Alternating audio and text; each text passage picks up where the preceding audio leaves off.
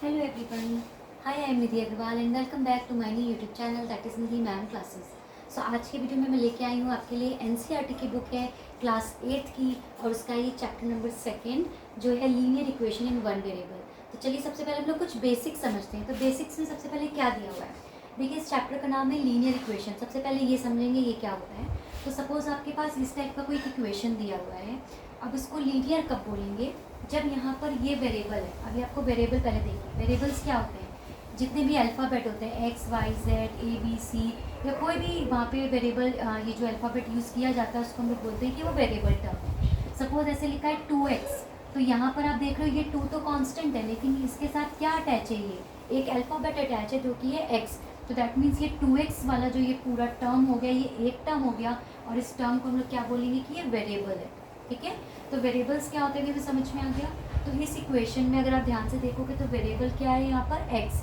अब ये जो भी वेरिएबल यूज़ किया गया है उस इक्वेशन में उसकी पावर कितनी है। पावर मतलब यहाँ पर देखिए, ये यहाँ पर कुछ भी नहीं लिखा है तो मतलब वो कितनी पावर का है, 1 पावर का।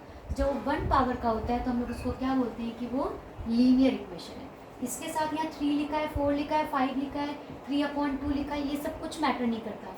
सिर्फ हमें देखना होता है कि इस वेरिएबल के ऊपर अगर कुछ नहीं है, मतलब ये 1 पावर का है, तो फिर क्या बोलेंगे कि ये हमारी इक्वेशन कैसी है, लीनियर इक्वेशन की है। ठीक है, तो ये लीनियर इक्वेशन इन 1 वेरिएबल हुआ। तो लीनियर का मतलब तो समझ में आ गया जब पावर होती है। 1 वेरिएबल का मतलब यहाँ पर आप देखो सिर्फ एक अल्फ़ाबेट का यूज़ किया गया, दैट इज़ एक्स। अगर ये ऐसे लिखा होता 3x + 2y = 5, तो इस पूरी इक्वेशन में यहाँ पे 2 अल्फ़ाबेट यूज़ हो रहे हैं x और y, तो फिर हम लोग उसको 1 वेरिएबल नहीं बोलते, फिर हम लोग बोलते हैं कि वो 2 वेरिएबल्स वाला सम है। ठीक है, तो हमें सबसे पहले पावर देखी तो वो लीनियर इक्वेशन हो गया। इस पूरी इक्वेशन में सिर्फ एक अल्फ़ाबेट का यूज़ किया गया, दैट इज़ x, तो वो 1 वेरिएबल होगा। कभी कभी आपको इक्वेशन ऐसे देखने को मिलेगी 3x - 5 = 2x + 3। अब इस पूरी इक्वेशन में आप देख रहे हो यहाँ पर भी x है, यहाँ पर भी x है, तो 2 बार x आ गया। तो 2 बार x होने से वो 2 वेरिएबल्स का नहीं होगा, क्योंकि वहाँ पे सिर्फ x ही यूज़ हुआ है, मतलब एक ही टाइप का अल्फ़ाबेट यूज़ किया गया है, तो हम लोग उसको क्या बोलेंगे कि ये 1 वेरिएबल वाला इक्वेशन है। और लीनियर क्यों है, क्योंकि उस वेरिएबल के ऊपर 1 पावर है, कुछ पावर नहीं लिखी मतलब 1 पावर है।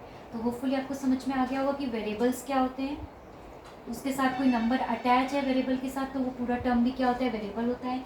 कांस्टेंट क्या होते हैं, जिनके साथ कोई भी वेरिएबल अटैच नहीं है, सिंगल लिखा है 3, 5 या 5/2 लिखा है, या डेसिमल के फॉर्म में भी 1.5 लिखा है, तो ये सिर्फ नंबर है, इनके साथ कोई भी अल्फ़ाबेट अटैच नहीं है, तो हम लोग बोलेंगे कि ये क्या है, कांस्टेंट है। ठीक है, वेरिएबल्स ये हो गए। अब वेरिएबल और कांस्टेंट से मिल के जो इक्वेशन बनी है वो बनी है लीनियर इक्वेशन, बिकॉज 1 पावर है और 1 वेरिएबल है, तो हम लोग क्या बोलेंगे, लीनियर इक्वेशन इन 1 वेरिएबल। अच्छे से कॉन्सेप्ट समझ में आ गया। अब यहाँ पे एक वर्ड आता है सोल्यूशन। इस पूरी इक्वेशन का सोल्यूशन क्या है, सोल्यूशन मतलब जब हम उसको सॉल्व करेंगे तो जो भी वहाँ पे अल्फ़ाबेट दिया है एक्स वाई जेड, उसकी जो वैल्यू निकल के आएगी उसको हम लोग क्या बोलेंगे कि वो उसका एक सोल्यूशन है। कभी कभी क्वेश्चन में पूछता है कि बताइए, जैसे ये इक्वेशन दी हुई है x + 3 = 5, ये इक्वेशन दिया हुआ था और आपसे वो पूछता है कि बताइए कि x = 2 इसका एक सोल्यूशन है कि नहीं है। तो उस केस में हम लोग क्या करेंगे, ये जो x = 2 है, मतलब जहाँ पर x लिखा है वहाँ पर हम लोग क्या वैल्यू पुट कर सकते हैं, 2, तो हमने 2 वैल्यू पुट कर दिया लेफ्ट हैंड साइड में। राइट हैंड साइड में तो x है नहीं, जहाँ पर x था वहाँ पर वैल्यू पुट कर दी। लेफ्ट हैंड साइड को जब सॉल्व किया तो 2 + 3 कितना आ गया, 5, और राइट हैंड साइड में 5 ऑलरेडी लिखा है, मतलब = के साइन में लेफ्ट हैंड साइड और राइट हैंड साइड दोनों की वैल्यू इक्वल आ रही है, तो हम लोग बोलेंगे yes the x = 2 is the solution of this equation. ठीक है, इसी तरीके से अगर लिखा होता है x = 1 इज द सोल्यूशन, तो हम लोग क्या करते हैं, यहाँ पर x की जगह 1 लिख के देखते हैं, तो देखिए 1 + 3 = 5 लिखा। अब लेफ्ट हैंड साइड में जब सॉल्व किया तो 4 आ गया, राइट हैंड साइड में 5 है, दोनों इक्वल नहीं आ रहे हैं, तो हम लोग क्या यहाँ पे क्या साइन लगाते थे, नॉट इक्वल टू। तो दैट मीन्स क्या हो जाता है, x = 1 is not the solution of this equation. ठीक है, तो ये एक टाइप का क्वेश्चन हुआ, मे बी आपकी अदर राइटर की बुक में ये दिया हो। ओके, तो आपको समझ में आ गया सोल्यूशन कैसे फाइंड आउट करते हैं वो अभी मैं बताऊंगी, बट अगर पूछता है कि ये सोल्यूशन है कि नहीं है तो हम वो वैल्यू रख के सॉल्व करके देख लेते हैं। इक्वल आता है तो बोलते सोल्यूशन है, इक्वल वैल्यू नहीं आती है तो बोलते नहीं। सपोज आपने सॉल्व किया, यहाँ पे आ जाता -5 और यहाँ पे राइट हैंड साइड में दिया है 5, तो वैल्यू तो सेम है, लेकिन वैल्यू यहाँ पे सेम नहीं बोलेंगे। क्यों नहीं सेम बोलेंगे, क्योंकि यहाँ पे माइनस साइन के साथ और यहाँ पे प्लस साइन के साथ, तो -5 is not equal to +5। Right. तो माइनस की वैल्यू प्लस की वैल्यू के इक्वल नहीं है, तो हम लोग बोलते हैं no this is not the solution of this equation. Clear हो गया एक टाइप का क्वेश्चन। अब सेकेंड टाइप का जो मेन क्वेश्चन है वो आते हैं।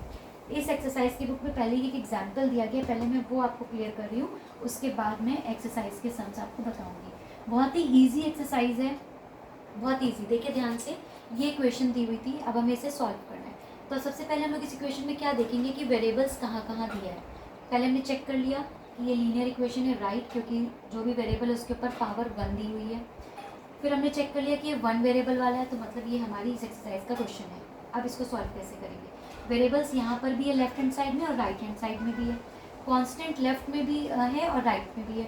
तो सारे वेरिएबल्स को एक तरफ करेंगे और कांस्टेंट को एक तरफ। अब किधर साइड करें, तो जितने भी वेरिएबल्स होते हैं उनको हमेशा हम लोग लेफ्ट हैंड साइड में लेके आते हैं। तो देखिए जो पहले से था उसको तो ऐसे ही लिख दिया। अब जो राइट साइड में देखा, इस वाले वेरिएबल को हमें इस साइड लेके आना है, लेफ्ट में। हम लोग उसका साइन देखते हैं, साइन हमेशा हम लोग लेफ्ट साइड में देखते हैं। लाइक एक्स के पहले कोई साइन नहीं लगा, जब कोई साइन नहीं होता तो मतलब वो प्लस का साइन है। तो ये एक्स का वेरिएबल जो है वो प्लस साइन के साथ है। अब इसको जब हम मूव कराते हैं तो वो अपोजिट साइन में कन्वर्ट हो जाता है। तो प्लस वाला इधर आके क्या हो जाएगा माइनस, ये प्लस एक्स इधर आके क्या हो जाएगा माइनस एक्स, इक्वल का साइन लगाएंगे। अब हमें सारे कांस्टेंट को उधर भेजना है, जो पहले से है राइट में उसको राइट में वैसे ही लिख दिया, जिस साइन के साथ है उसको उस साइन के साथ ही लिख दिया। अब लेफ्ट में देखते हैं -3 है, ये उधर जाएगा, तो -3 जब उधर जाएगा तो क्या हो जाएगा +3, साइन चेंज हो जाता है। माइनस वाला इधर आएगा तो प्लस हो जाएगा, प्लस वाला उधर जाएगा तो माइनस। सेम चीज़ वाइस वर्सा। देखिए हमने +x को इधर ले आए और -3 को इधर भेज दिया। अब हमारे पास एक तरफ सारे वेरिएबल हो गए और एक तरफ सारे कांस्टेंट हो गए, लेफ्ट में सारे वेरिएबल्स हो गए। अब इनको सॉल्व कर देंगे, बहुत ईजी है, हमें आता है सॉल्व करना। +2x में से 1x चला जाएगा, कुछ नहीं है मतलब 1 लिखा है, तो 1x चला जाएगा तो क्या बचेगा सिंगल x। कौन सा साइन लगाएंगे, जो वैल्यू बड़ी होती, 2x वैल्यू बड़ी है, 2 के साथ कौन सा साइन है प्लस का, तो यहाँ पर भी कौन सा लगेगा प्लस का। प्लस साइन आप लगाएं या ना लगाएं कोई फर्क नहीं पड़ता। राइट हैंड साइड में देखते हैं, ये +2 है +3 है, दोनों ऐड होकर कितना हो जाएगा +5। प्लस वैल्यू लगाएं या ना लगाएं वो फ़र्क नहीं पड़ता, प्लस साइन। तो आपका ये फाइनल आंसर आ गया। तो इस इक्वेशन का ये क्या हो गया सोल्यूशन, ठीक है। तो इक्वेशन का ये फाइनल आंसर आ गया, तो दैट मीन्स ये x = 5 इसका आंसर फिक्स हो गया। अब आते हैं नेक्स्ट क्वेश्चन में। तो एक्सरसाइज का मैंने फर्स्ट और सेकंड क्वेश्चन पिक किया, देखिए कैसे सॉल्व करना है।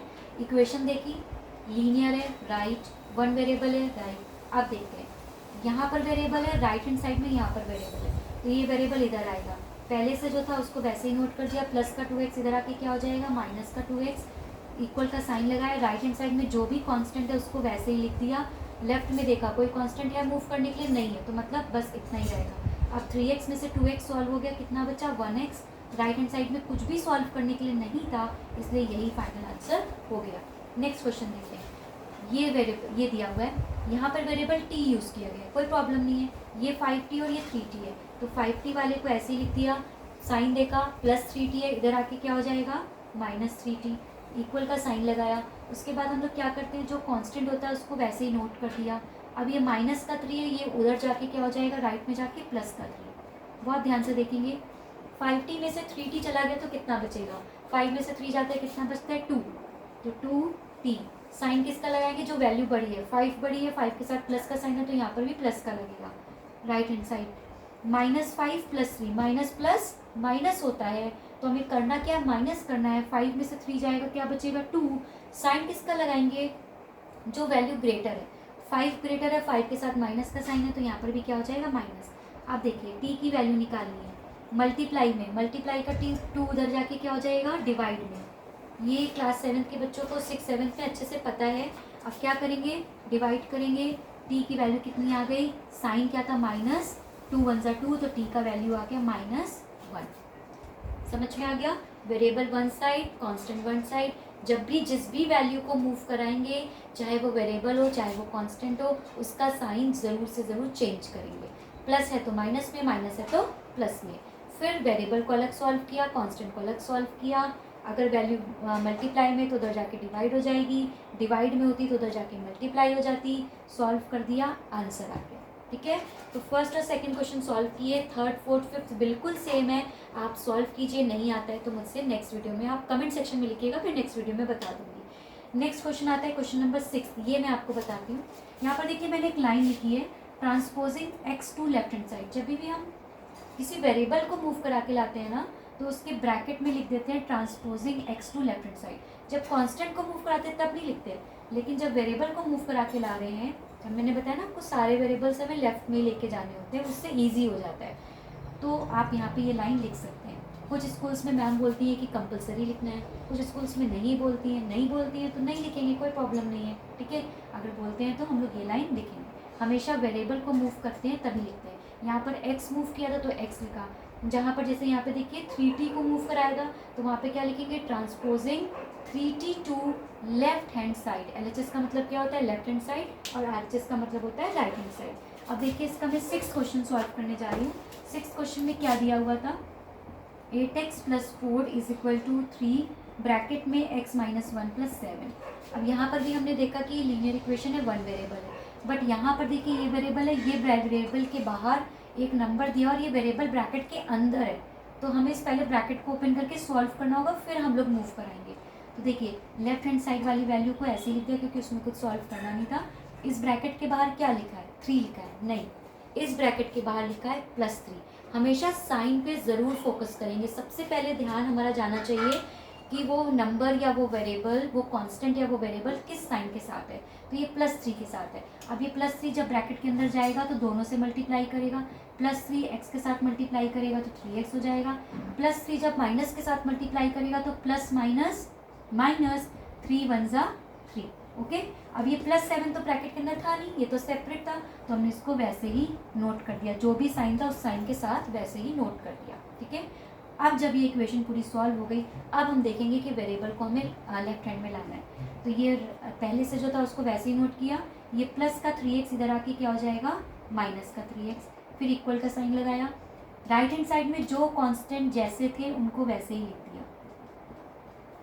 लेफ्ट हैंड साइड में जो कांस्टेंट था उसे मूव कराना है, प्लस का 4 अपोजिट साइड जाके क्या हो जाएगा, माइनस का 4। अब देखिए 8x में से 3x जाएगा, क्या बचेगा, 5x। साइन किसका लगेगा, जो ग्रेटर है, 8 ग्रेटर है, तो यहाँ पे प्लस का साइन लगाएंगे, वो आप नहीं भी लगाएंगे तो चलेगा। इक्वल का साइन लगाते हैं। अब यहाँ पे हमें सॉल्व करना है, यहाँ पे 3 टर्म्स है, कभी भी 3 आए, 4 आए, 5 आए, कुछ कंफ्यूज नहीं होना। सबसे पहले सिमिलर साइन को सॉल्व करेंगे तो आप हमेशा आपका आंसर करेक्ट आएगा। अगर आप पहले के 2 सॉल्व करेंगे फिर आप सॉल्व करेंगे तो कंफ्यूज होकर आप आंसर गलत लिख सकते हैं। तो हम लोग हमेशा 2 सिमिलर साइन, मतलब 2 माइनस वाले हैं तो उनको पहले सॉल्व कीजिए, 2 प्लस वाले हैं तो पहले सॉल्व कीजिए। तीनों सेम साइन के हैं तो तब तो बहुत ईजी हो जाएगा। देखिए यहाँ -3 है, -4 है, माइनस माइनस क्या होता है, प्लस होता है, हम लोग प्लस कर देंगे। 3 और 4 को प्लस करेंगे, क्या आएगा, 7। लेकिन साइन किसका लगेगा, जब 2 सिमिलर साइन होते हैं तो वही सिमिलर साइन उस नंबर के साथ आ जाता है, ठीक है। तो माइनस माइनस प्लस करेंगे, लेकिन साइन वही माइनस का लगाएंगे। फिर देखा कौन सा नंबर बचा, ये प्लस का 7 बचा। अब देखिए माइनस का 7 प्लस का 7 दोनों कट हो जाते हैं तो क्या बचता है, 0।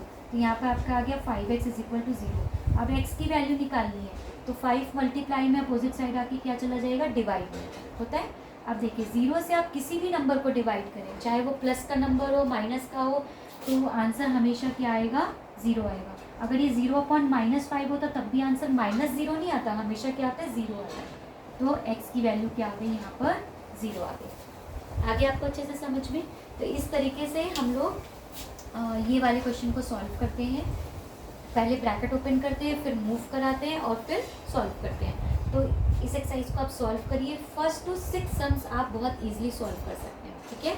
7th, 8th, 9th, 10th मैं आपको नेक्स्ट वीडियो में बताऊंगी, क्योंकि उसमें कुछ फ्रैक्शन दिए हुए हैं तो मे भी आप कंफ्यूज हो जाए, तो उसके लिए मैं आपको नेक्स्ट वीडियो में बताऊंगी। तब तक जाते जाते मेरे चैनल को सब्सक्राइब कीजिएगा और ये वीडियो बहुत सारे लोगों के साथ शेयर कीजिए जिससे उनको भी ये बेनिफिट मिल सके। Thank you so much, bye bye.